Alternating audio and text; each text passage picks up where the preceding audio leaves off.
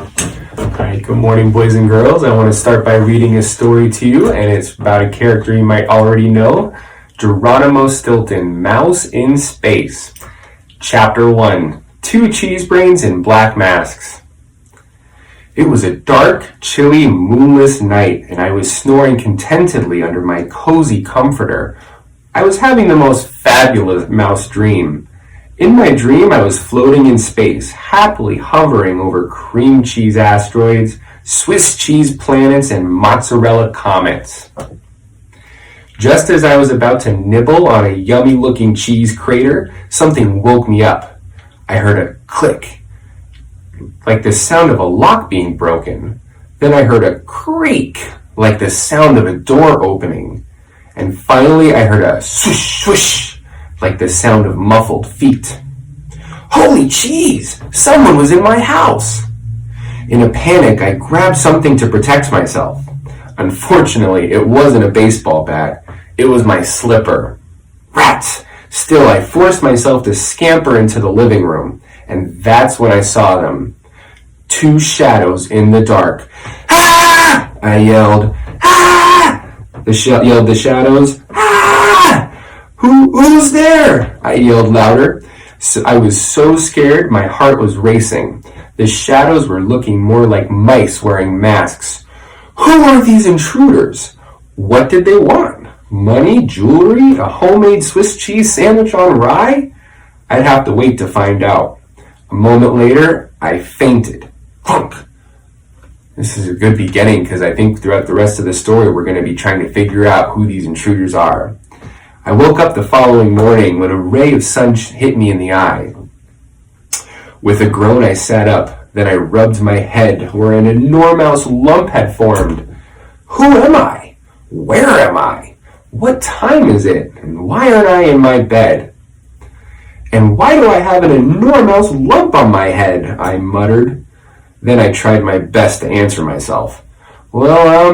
My name is Stilton, Geronimo Stilton. I'm the editor of the Rodents Gazette of the most famous newspaper on Mouse Island. I'm in my house and it's morning, I answered. I sighed with relief. At least the lump on my head hadn't turned me completely clueless.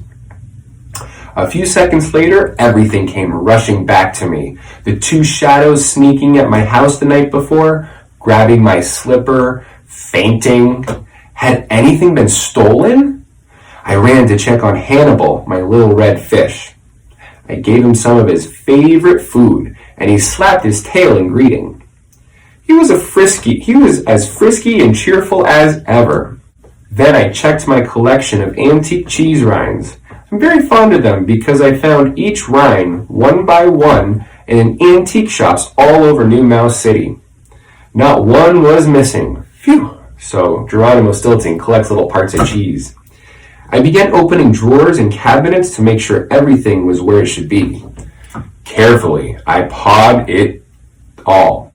My favorite books, my ties, a cheddar-colored sweater from my Aunt Sweet Fur, a painted rock for my dear nephew Benjamin. Luckily, everything was in its place. I was so happy. The intruders didn't take any of the things that meant most to me. I didn't really care about my money, but even that was all there, in my wallet, on a table in the living room. How odd. So who are these intruders? What happened? If nothing was stolen, then what did those 2 cheese brains in black masks want? Why did they run off? Suddenly, it dawned on me what had happened. When I held up my slipper and screamed, I had scared them away. That's right. I, Geronimo Stilton, biggest scaredy mouse on all of Mouse Island, had sent those 2 rotten cheese brains running. I couldn't believe it. I was a true hero.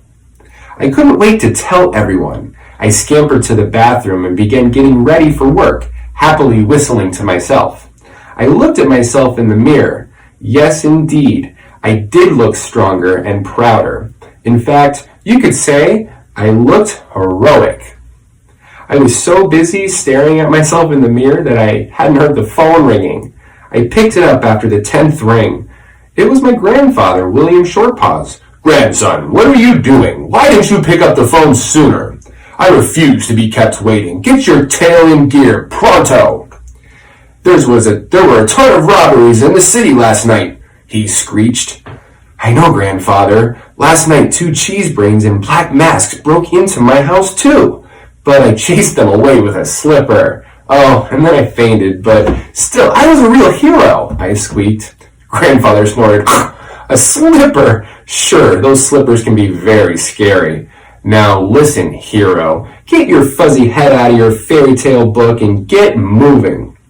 We need to get the scoop on those robberies for our paper. Remember, Geronimo Stilton works for a newspaper.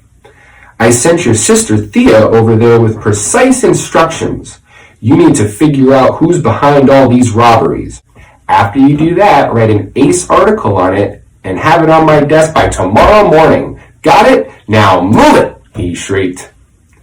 I tried to interrupt, but grandfather wasn't listening. Cheese niblets, he continued. If it weren't for me, the Rodents Gazette would be a complete mess. That's right. I'll tell you who the hero is. It's me, me, me, me. The next thing I heard was the dial tone. Arg. Chapter 2. Crunch. I stared at the phone, feeling like my grandfather had burst my bubble. Oh, why could I never impress Grandfather William? I made up my mind that this time I was going to show him what kind of mouse I really was. I'd write an article that was incredible, worthy of prestigious editorial award. The best thing ever written. Well, okay, maybe not the best thing ever written, but you get the idea. It would be great. While I waited for my sister to arrive, I showered, dressed, and began to make myself breakfast. I opened the cabinet and took out a box of frosted cheesy flakes and some blue cheese yogurt. Yum. Then I decided to treat myself to one of the delicious cream cheese breakfast cookies I buy for special occasions. As my mouth watered, I stuck my paw in the jar and pulled out a cookie. Then I took a bite and crunch! I nearly broke a tooth. That's why the chapter's called Crunch. So much for soft cheese. Hidden in the middle of the cookie was a strange metallic capsule, which held a strange note inside. The note was signed by my secret agent friend, Double OK, but it was addressed to somebody named Double OG. Message for Double OG. Get ready, signed Double OK. P.S. Swallow the note after reading this message. Don't worry, it's made of sugar. He left him a cup so he could swallow the note and destroy it. And so here's some information about Double OK. Double OK, name Cornelius Von Kickpaw. His code name is Double OK. His profession is a secret agent for the government of Mouse Island. And who he is, he's Geronimo's friend from elementary school. And how he became a secret agent. No one actually knows how Cornelius became a secret agent. To the rest of the Mouse Island, he's simply a wealthy mouse who loves art and racing cars. In reality, he works undercover, leading dangerous missions throughout the world. His accessories, the things that he has with him. He always wears super accessorized tuxedo and sunglasses, even at night. I wonder what kind of things those sunglasses can do. Interesting fact, he always finds bizarre and mysterious ways to communicate because he doesn't want his messages to get intercepted. He doesn't want anybody to read what he writes. So now we can learn more about Geronimo, Double OG. Name, Geronimo Stilton. Code name, Double OG. Profession, publisher of the Rodents Gazette and part-time secret agent. How he became a secret agent? When the Mouse Island Secret Service Organization found out that someone was planning to steal off the Super Mouse Golf Trophy, they used Geronimo to help catch the thief. Geronimo did such a great job cracking the case, he was made a secret agent. Interesting fact, he is a complete scaredy mouse, and he often faints when he's in danger. He's afraid of the dark, fast cars, and those paw dryers in public bathrooms. They're so loud. My friend must have made a mistake. Perplexed, I wondered to myself, who's Double OG? I don't know anybody named Double OG. Then, all of a sudden it hit me.